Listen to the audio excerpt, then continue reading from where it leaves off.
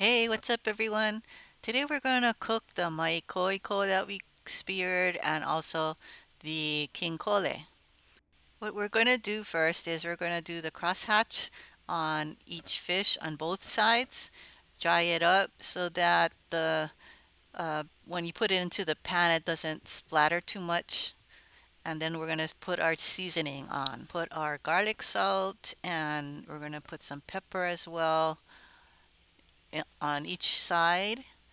And then we're going to push the seasoning into the crosshatch so that it goes into the meat. Then we got hot oil. We're gonna put our maikoiko in first to cook those. Crispy.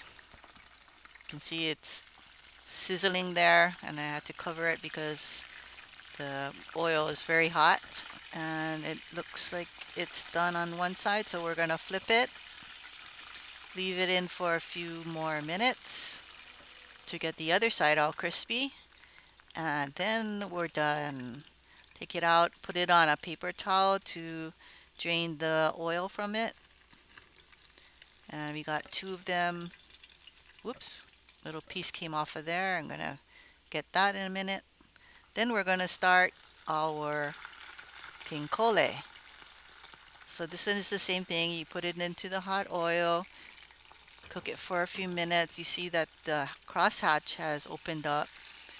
So you can kind of figure that it's cooked on one side. So you flip it over, cook it for a few more minutes, and when it's done, you have a nice, crispy, tasty meal. Thanks for watching. Please like and subscribe, and aloha.